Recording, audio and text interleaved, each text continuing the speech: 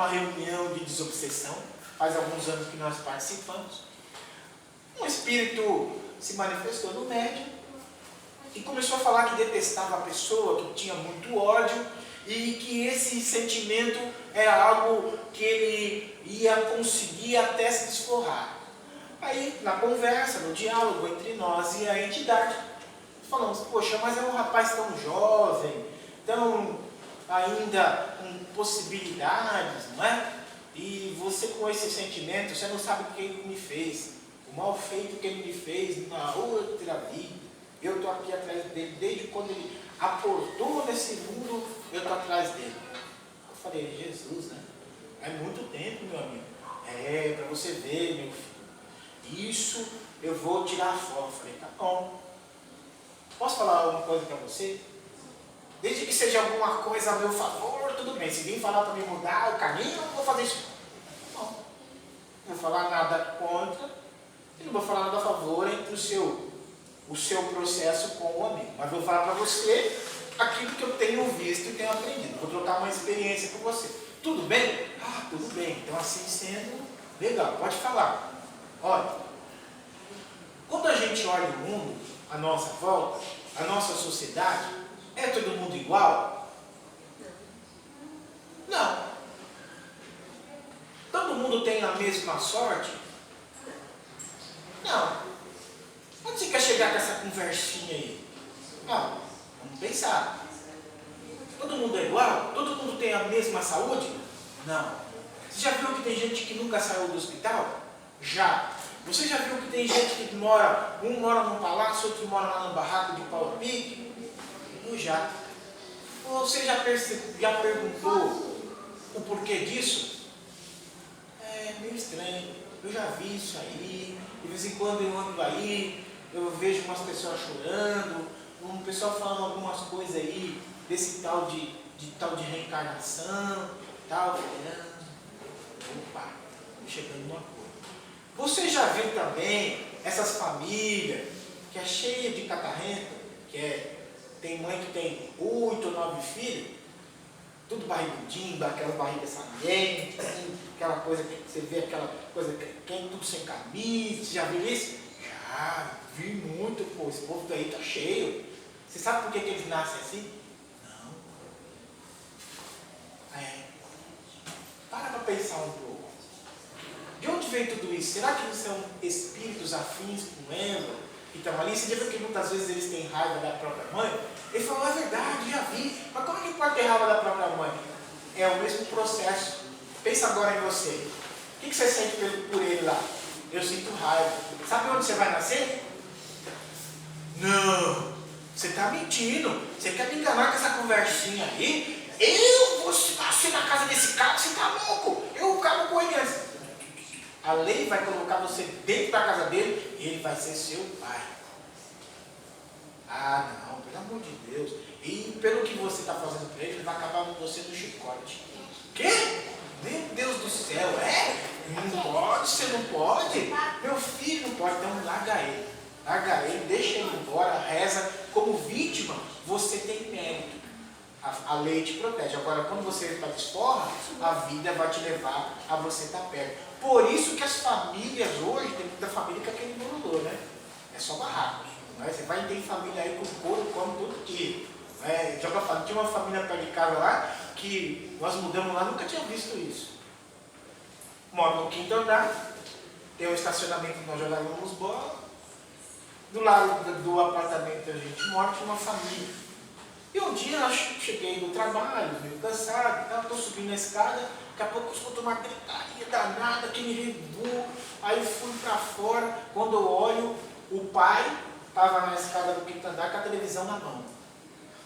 E a televisão naquela época era uma relíquia, né? A televisão na mão assim.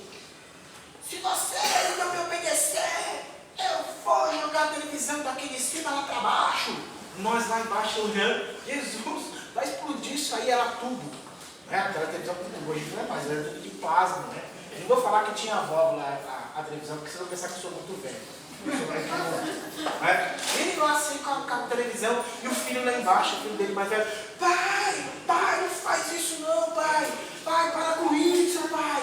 E aí o menino começou começou a gritar, a mãe dele falou, o menino está gritando, ele, pai, Rogério, você salvou a televisão. Ele ficou segurando a televisão e o menino gritando. Aí a mãe dele se revoltou, está brigando com a mulher. Quer dizer que ele salvou a televisão porque ele gritou lá de baixo? Pode jogar esse bicho de um para o outro e você vai dormir na rua. E ele, então tá bom, jogou a televisão, quebrou toda a televisão lá embaixo. Nós ficamos olhando, foi agora. E foi um tal de jogar roupa depois, jogaram roupa lá de cima, mala. E foi um barraco, o prédio ficou forrado de roupa dele lá embaixo. Porque ela ficou revoltada depois e jogou toda a roupa e falou para ele ir embora. Nós ficamos pensando como que pode formar um casal que diz que se ama para chegar nesse contexto. Ao ponto de gerar esse tipo de situação. Se não são almas afins, são almas contrárias. Então, quando nós fomos estudar a doutrina espírita, nós começamos a compreender esse processo. Que não só o amor, a afinidade nos atrai, mas também todo o sentimento contrário. Foi isso que levou Jesus a explicar-nos por que nós deveríamos perdoar, amar o próximo. Gostarmos de sentirmos em nós a necessidade de torcermos pelo próximo. Mas com que finalidade? Com a finalidade de nós acertarmos os ponteiros com aquele, mas também nos livrarmos, vou usar um termo, do B.O. Porque ele sabia que nós seríamos, toda vez que eu não perdoo, eu fico preso até pagar o último centil. Aquela pessoa vai reencarnar com você até que você se ajuste. Então, se você tem um marido lá que está muito difícil, está complicado com ele, a coisa está ruim, vibra por ele. Cuida bem dele. Senão, na próxima encarnação, ele vai vir como sua sogra e aí você vai ver. A coisa vai ficar bem. Então, nós precisamos fazer isso. É por isso que o perdão vem como sabedoria de Jesus, a fim de que nós possamos nos livrarmos das relações difíceis. Então, alguém veio e te prejudicou, ora por ele. Meu filho, que Jesus o abençoe, que Deus o abençoe, que a sua vida seja cheia de prosperidade, de sucesso, que você consiga na sua vida tudo o que você deseja. Quando isso começar a acontecer na vida do outro, você imediatamente vai se livrar dele. E tudo que você entrega no bem vai acontecer com você, vai receber de volta o bem da lei de sintonia. Nós sabemos disso. Porém, é assim que nós pensamos? Não? Não. Se alguém pisa no pé da gente, vai lá e fala, não, vou pegar pelo pescoço, esse aqui, vou, dar umas belas, umas chacoalhadas. Isso é prejudicial para a nossa saúde. Isso não vai trazer para nós benefícios.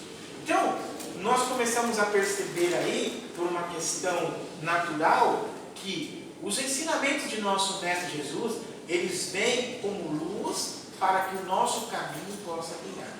Só que os ensinamentos do Mestre não podem ficar do lado de fora de nós.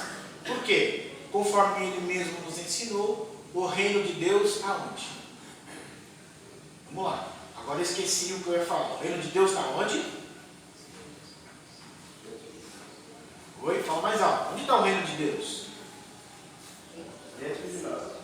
Dentro de nós. Muito bom. Todo mundo concorda com ele? Sim. Sim? Então por que não responderam? Vai esperar o primeiro. Vai esperar o primeiro? É? Estão com medo? Eu vi o Celso Santos uma vez falou um negócio interessante. Ele perguntou assim. O pessoal ele perguntou um negócio, pô, ficou quieto, ele olhou assim. Quem aqui é orgulhoso, levanta a mão. Quem é orgulhoso, levanta a mão. Quem é tão orgulhoso que não levantou a mão? A maioria de nós é orgulhoso. E é o que nos tem perdido na vida.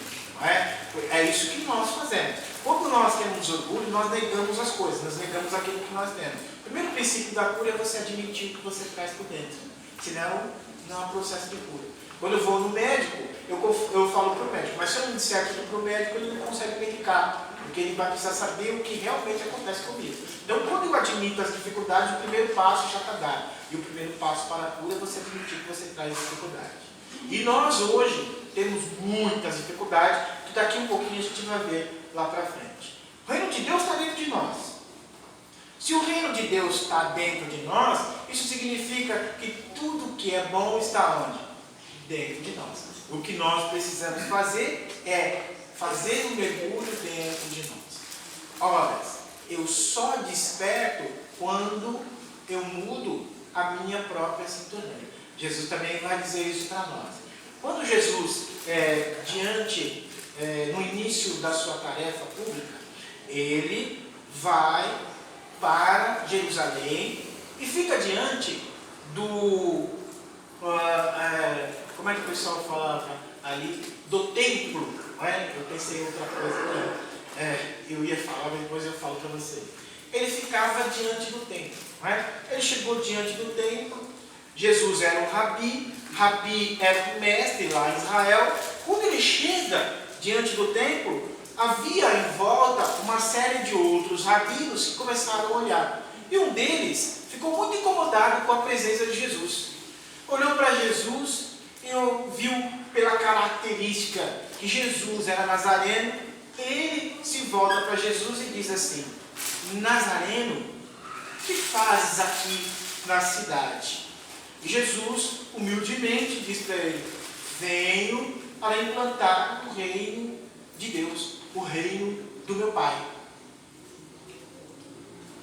O outro rabi, fariseu, chamado Hanã, olhou para Jesus: o reino de Deus? Você, o reino de Deus? Tratando Jesus já com uma certa inferioridade. E Jesus olha e fala: sim, o reino de Deus. E como você planeja fazer isso? Jesus olha. Por acaso você tem algum exército? Algum príncipe vai dar-lhe recursos para que você possa formar um exército, comprar terras, enfim, libertar o Israel do jugo romano? Aí Jesus falou: não. Conto com os sentimentos dos meus irmãos. Conto com o coração dos meus irmãos. Quando Jesus diz isso, não é? O Hanã dá uma gargalhada. Isso é ridículo, Nazareno. Sentimento? Como você vai botar um reino com sentimento? Jesus olha então para Hanã e sabiamente diz: não existe mármore mais perfeito, mármore mais lindo ou mármore mais precioso do que o sentimento humano. Tenho para lapidar este sentimento, esse mármore, o cisel da vontade, não da boa vontade, da vontade.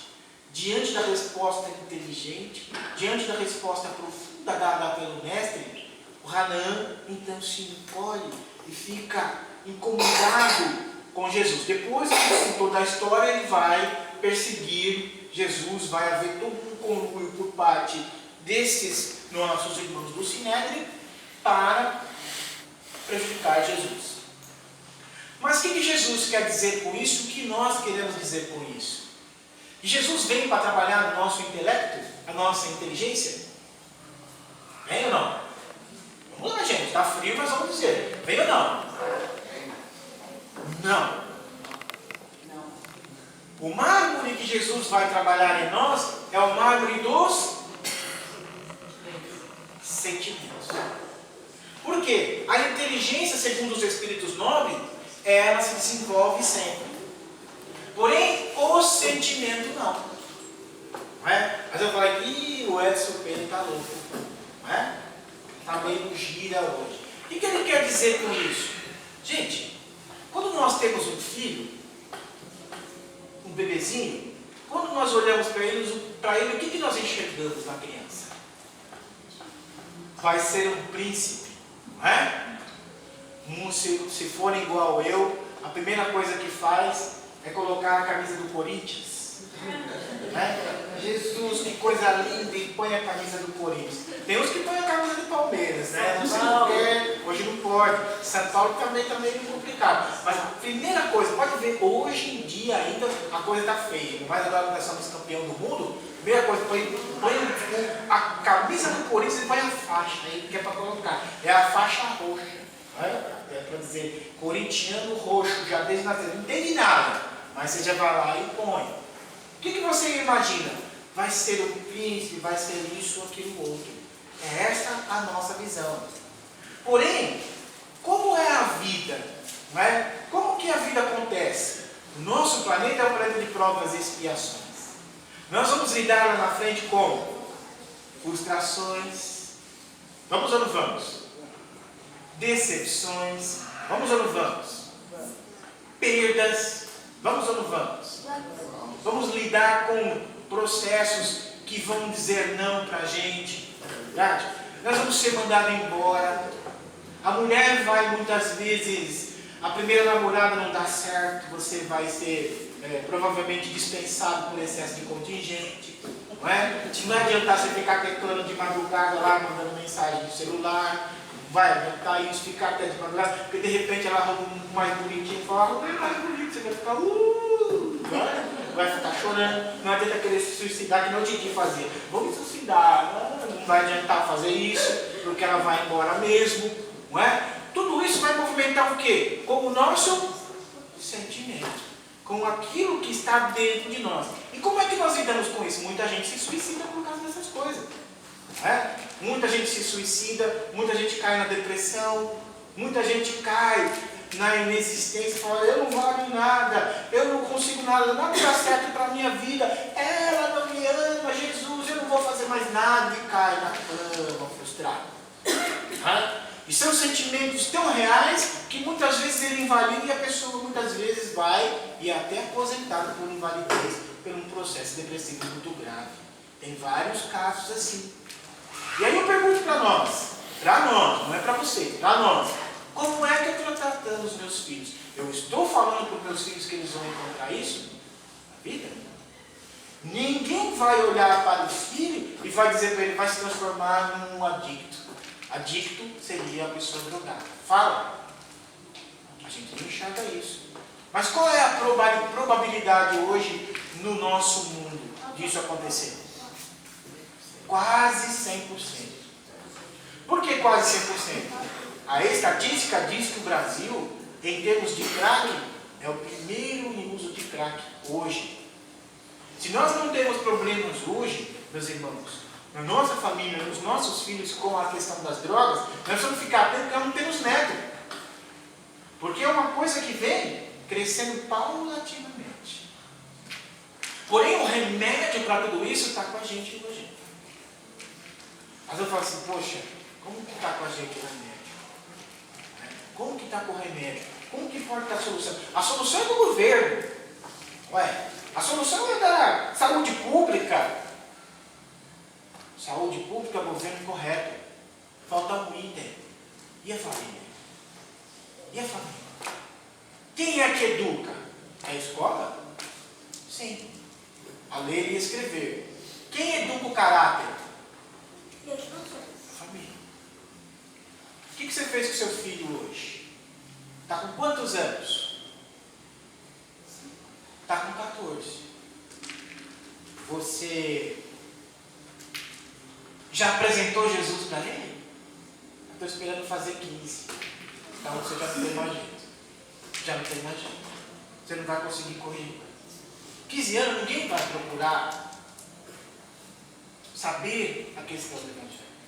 Nós temos que apresentar os nossos filhos para Jesus, seja em qualquer lugar, nas igrejas respeitáveis, nas casas espíritas, logo cedo. Para que essas ideias que nós estamos colocando aqui, que é esse processo real da vida, possa ser pelos nossos filhos trabalhado.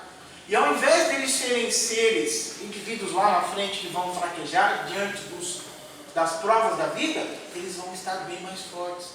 Já pensaram nisso? Por que as casas espíritas trabalham a evangelização infantil? Por que as casas espíritas trabalham a pré-mocidade e a mocidade? Para formar o caráter dos nossos filhos, para que os nossos filhos possam, diante do conceito de vida trazido por Jesus, aliás, o conceito que Jesus nos traz, ele não é só para a nossa terra. Ele não abre espaço só para o nosso mundo minúsculo. Ele é a porta que se abre para o universo. Quem consegue trabalhar os conceitos de Jesus em si, ele tem a oportunidade de ir luz acima, como nos diz Humberto de Campos, nos livros psicografados por Chico Xavier. E nós precisamos ter esse entendimento para proteger a nossa vida.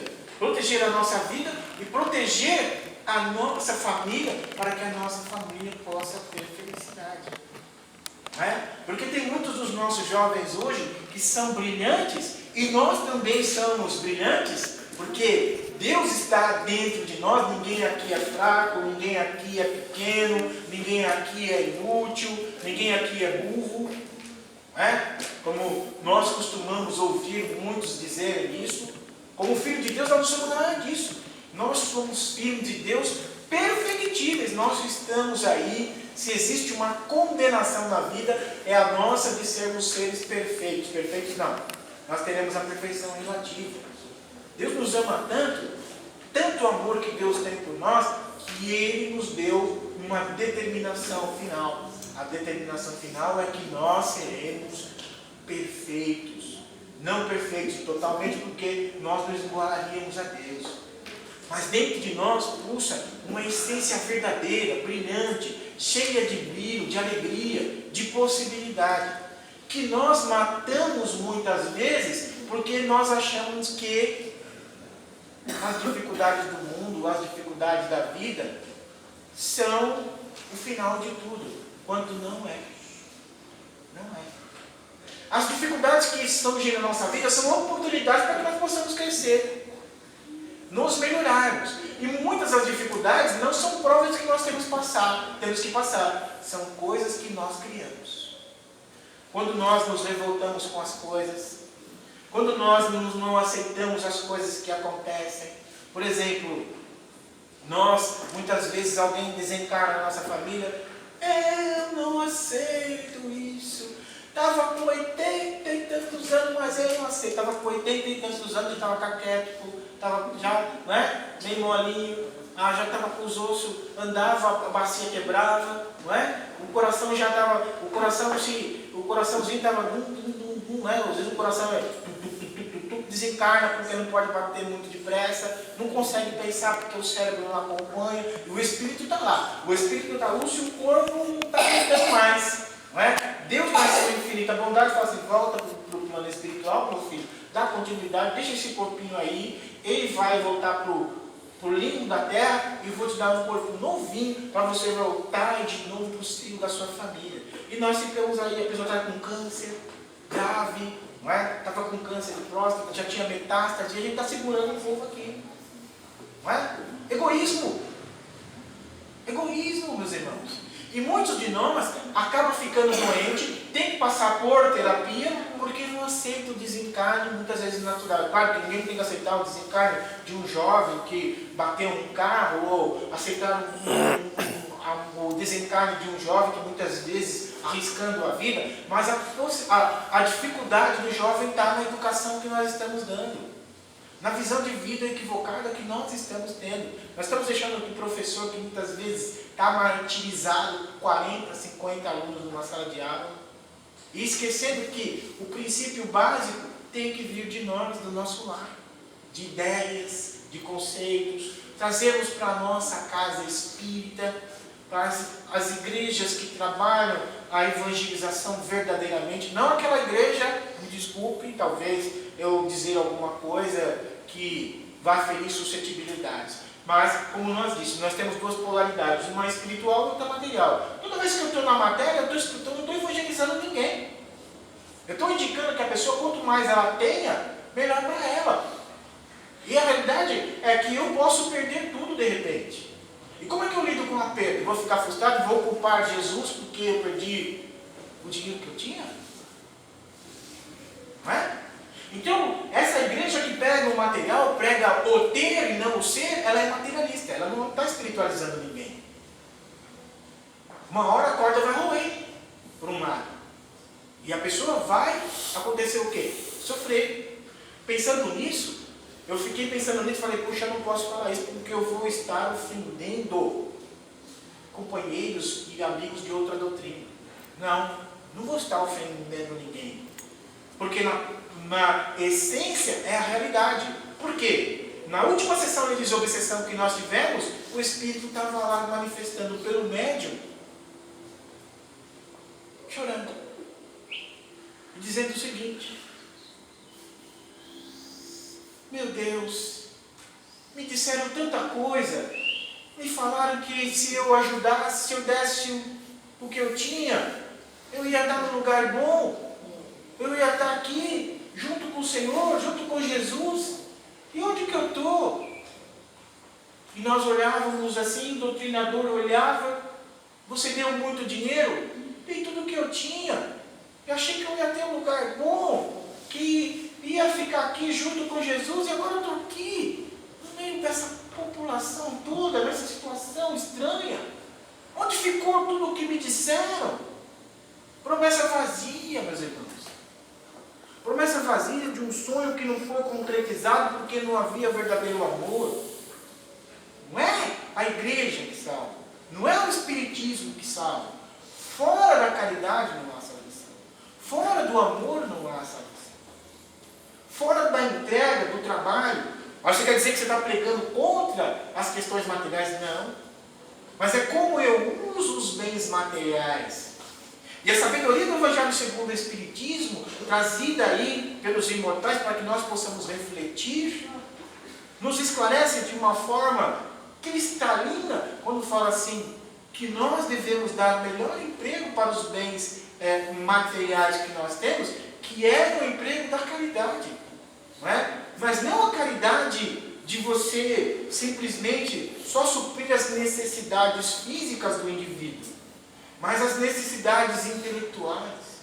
Não é? É fortalecer os núcleos onde se trabalha para a melhoria da criança, não só a melhoria na alimentação, mas a melhoria do fator inteligência, dando trabalho, né? Salvaguardar as famílias que estão abaixo da linha de pobreza, que muitas vezes jazem na miséria. É 10, 5 reais que você faça por isso. Manter os núcleos organizados, as casas de benemerência como esta, não é? E nós nos encontramos para que ela possa estar de portas abertas, trazendo as nossas crianças para cá, para que elas possam fazer o quê? Evangelizar-se. E para que nós possamos vir aqui, para não para ficar quietinho, todo mundo mudo, para questionar. Igual o Sr. Roberto e o Zé Hildo, vou para a escola de aprendiz, pô-los na parede, quero aprender, quero levar isso para a minha casa, quero ter uma vida saudável, eu quero que a minha casa resplandeça de alegria, felicidade e prosperidade, mas eu quero saber lidar com isso. Não quero ficar frustrado lá na frente se alguma coisa acontecer, se algum revés acontecer. Eu quero levar Jesus lá para dentro, mas não para que Jesus carregue com os meus pecados, porque a responsabilidade pelos erros é minha. Se eu colocar esse processo de peso nas costas do mestre e não fizer as minhas correções internas, nada vai mudar na minha vida. O médico muitas vezes vai falar para mim: olha, seu Edson, o senhor tome este remédio todos os dias, por 15 dias, de 8 em 8 horas. Não é? Se eu tomar esse remédio por 8 dias, de 6 em 6 horas, vou ter problemas. Porque eu não estou aprendendo, eu não estou fazendo o uso correto da medicação prescrita, para que ela haja um efeito, porque ela foi estudada, ela foi planejada, ela foi experimentada, então atendendo daquele período, desta forma como foi medicada, um resultado positivo. Não é? Mas o que me dá na cabeça eu faço. Nós precisamos então, meus irmãos, trazer para dentro de nós Jesus verdadeiramente. Não são os templos, as casas, os processos luxuosos que vão fazer com que nós nos melhoremos. A fraternidade no mundo só vai ser instituída desde que nós permitamos